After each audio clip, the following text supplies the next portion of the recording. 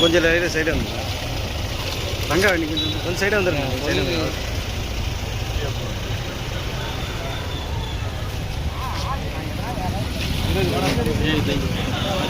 கொஞ்சம் பின்னாடி வந்து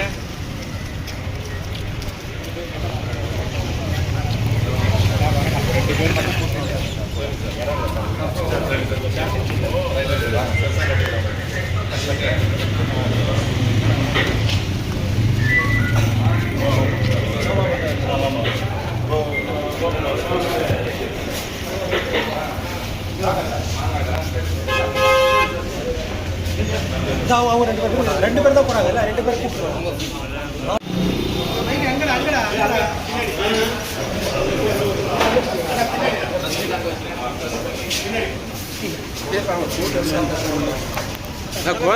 குழந்தை வேணா இவன் வேணும்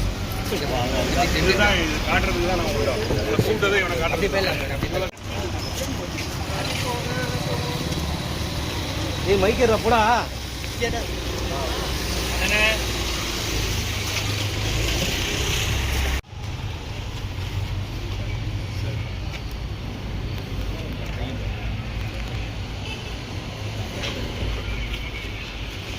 ஓகே சார். Okay thank you.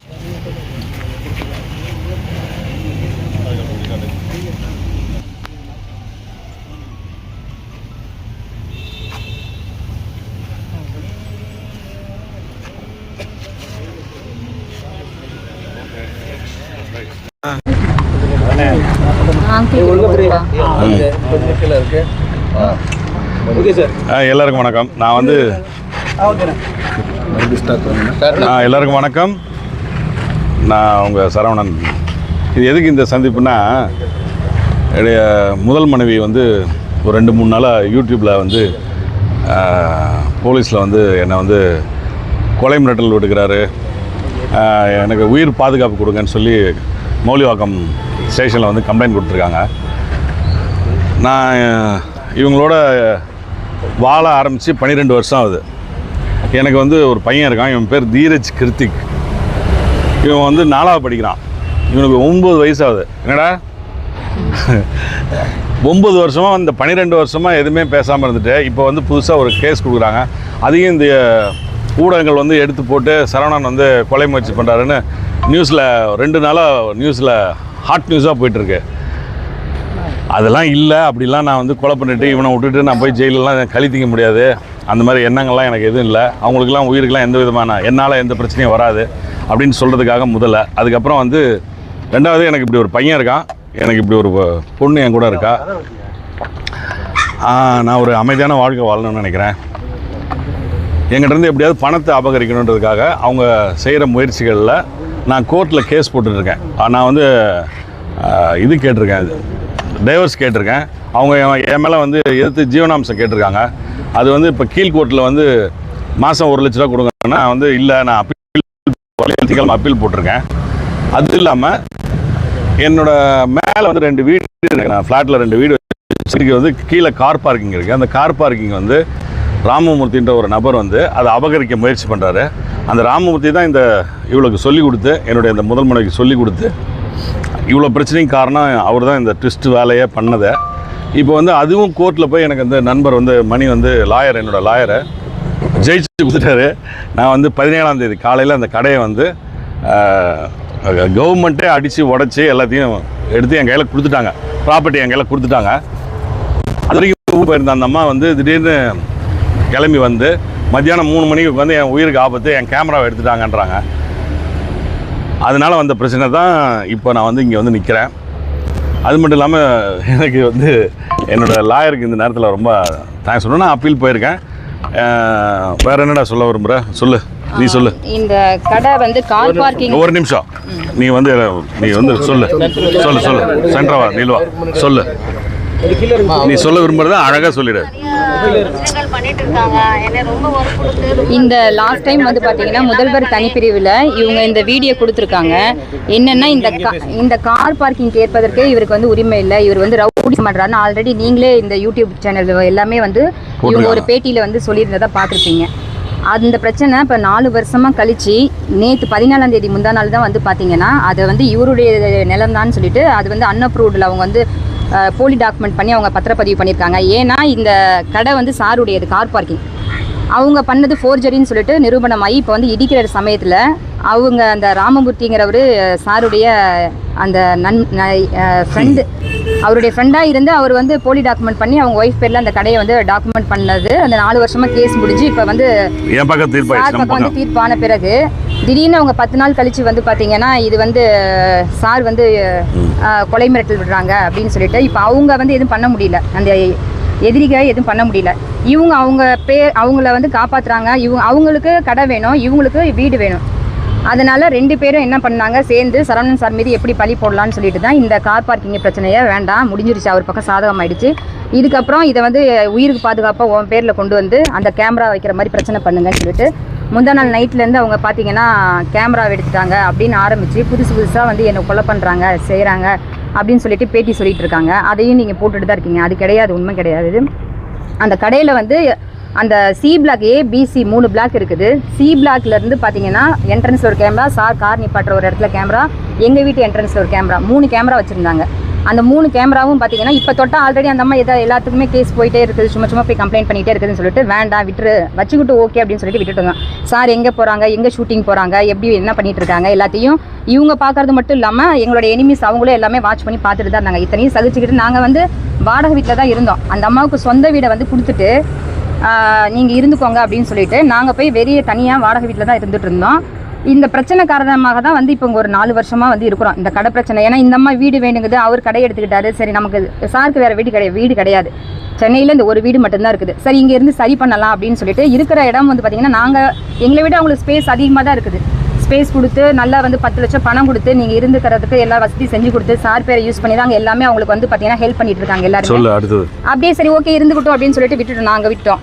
இப்போ வந்து பார்த்தீங்கன்னா திடீர்னு வந்து கொலை மிரட்டல் பண்ணுறாங்க, கேமரா எடுக்கிறாங்க அப்படின்னா அந்த கேமரா நாங்கள் எடுக்காத சொல்லலை.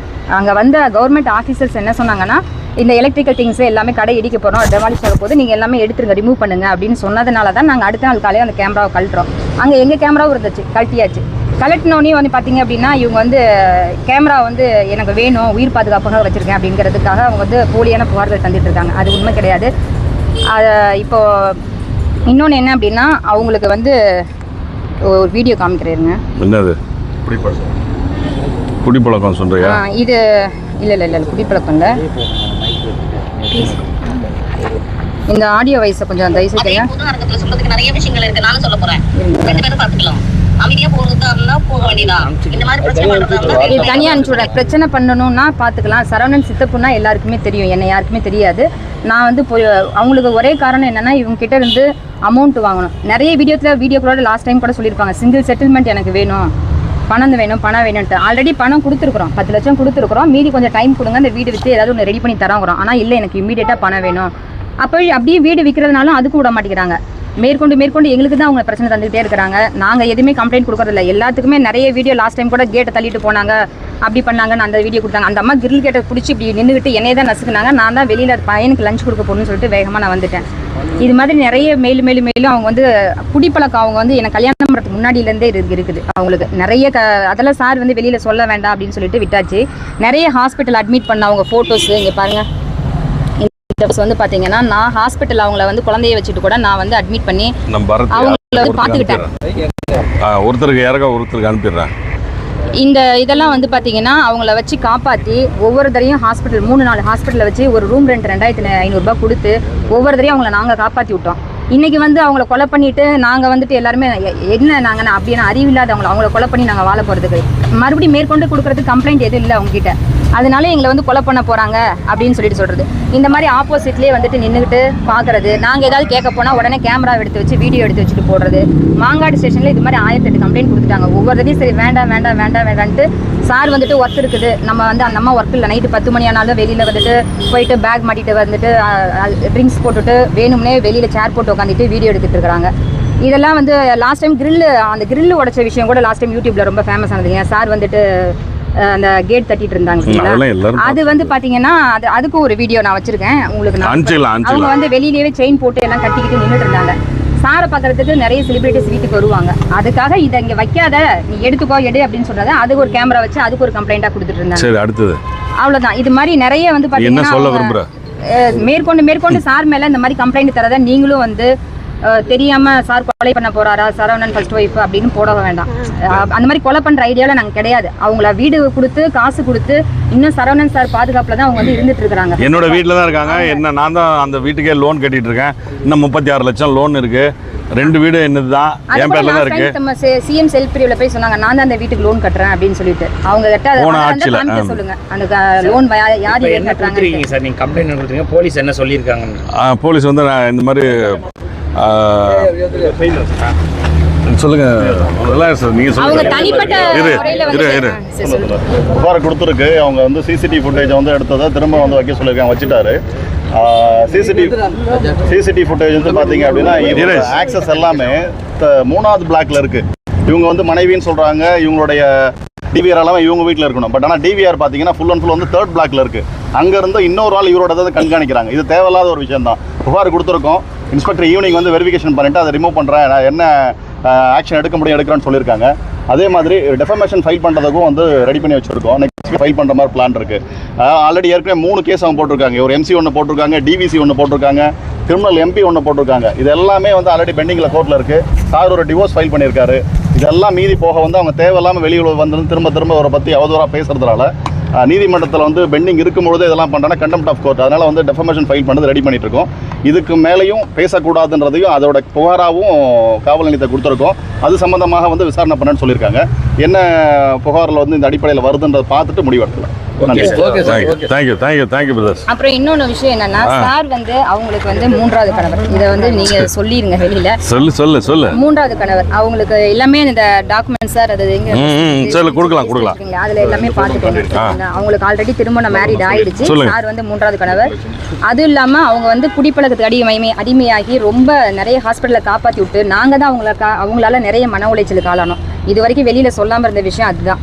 இப்போ வந்து என்னன்னா தேவைப்பட்ட நான் வீடியோஸும் தரேன், எல்லாம் தரேன். ரொம்ப வந்துட்டு பிளாக்மெயில் பண்ணி நிறைய ஹாஸ்பிட்டலில் சூசைட் அட்டன் பண்ணி அவங்களால வந்து நாங்கள் வந்து வெளியில் வந்து எதுவுமே சொல்லாமல் இருந்தோம். எது பண்ணாலும் நான் வெளியில் சொல்லிடுவேன். ஆஃப்டர் பிக் பாஸ் போனப்போ கூட பார்த்தீங்க அப்படின்னா சார் வந்து உள்ளே போய் சொல்லலாம்னா நான் இங்கே ஏதாவது பண்ணிக்குவேன். பிக் பாஸில் கூட சார் சொல்லிட்டு அழுதாங்க இல்லைங்களா? அப்போ அந்த டைமிங்கே அவங்களால எந்திரிச்சே வர முடியல. நான் வந்து ரெடி பண்ணி அவங்கள கூட்டிகிட்டு ஷோக்கு வந்துட்டு அந்த ஃபோட்டோஸ்லாம் எடுத்துகிட்டு அது நீங்கள் உள்ளே போய்ட்டு என்னை பற்றி தான் பெருமையாக சொல்லணும். ஆனால் அவங்க பார்த்தா அப்படி பேசுவாங்கன்னு தெரியாது. உள்ளுக்குள்ளே என்னென்ன கிரிமினல் வேலை பண்ண முடியுமோ. லாஸ்ட் டைம் நீங்கள் கம்ப்ளைண்ட் கொடுக்குறாங்க, உள்ளே 10 பேர் ரவுடியால் வந்து உட்காந்துருக்காங்க. சார் முன்னாடியே வீட்டு முன்னாடி வந்து 10 பேர் உட்காந்துட்டு தண்ணி அடிச்சுட்டு எல்லாம் பண்ணிட்டு இருக்காங்க. அதையும் இப்போ உள்ள இன்ஸ்பெக்டர் சார்கிட்ட சொல்லியிருக்கோம். நீங்கள் வந்து வீடியோ பாருங்கள் சார் அப்படின்னு சொல்லியிருக்கிறோம். அவங்களுக்கு வந்து என்னென்னா சார்கிட்ட இருந்து மணி வேணும், சிங்கிள் செட்டில்மெண்ட் வேணும், டெய்லி செலவுக்கு பேமெண்ட் வேணும். இந்த 10 வருஷமாக சாரை பிரிஞ்சதுலேருந்து அவங்க இது வரைக்கும் வேலைக்கு போனது கிடையாது. நாங்கள் வந்து எதுவுமே சாப்பாட்டுக்கு இல்லை அப்படி இப்படின்னு சொல்கிறாங்க. எங்கள் டெய்லியும் 10 லாயர்ஸ் வராங்க, டெய்லி வெளியில் போகிறாங்க, டெய்லி வந்து பார்த்திங்கன்னா எல்லா செலவும் பண்ணிட்டு தான் இருக்காங்க. இது வரைக்கும் வேலைக்கு போகலை. சொந்த வீட்டில் இருந்துக்கிட்டு அவங்க நல்ல வசதியாக நல்லா தான் இருக்கிறாங்க. எங்களுக்கு தான் நாங்கள் தான் வந்து அவங்களால டார்ச்சர் விஷயத்தை சொல்லிடுவோம். இது அடுத்த விஷயம். இது பாருங்க, இன்னொரு விஷயம் சொன்னாங்க. இவங்களுக்கு வந்து பார்த்தீங்கன்னா வந்து கல்யாணம் ஆனதும் தெரியாது, குழந்தை பிறந்ததும் தெரியாதுன்னு.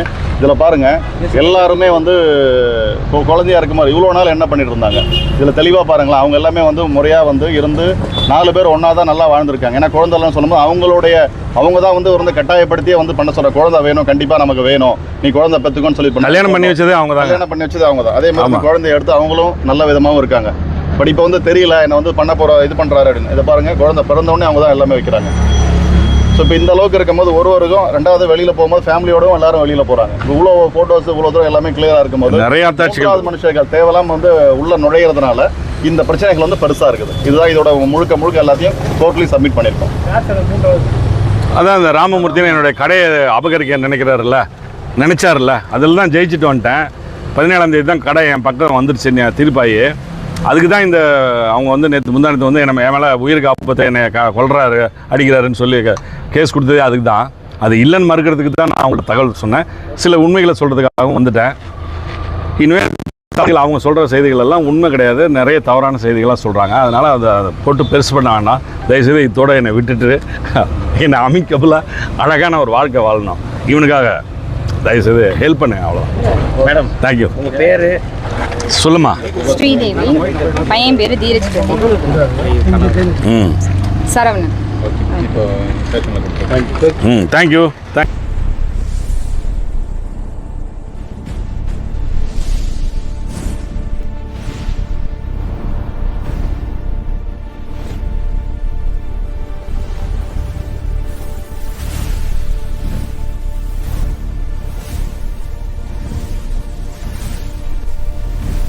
From politics to spirituality, from cinema to crime, one network connects the Tamil world. This is U Tamil.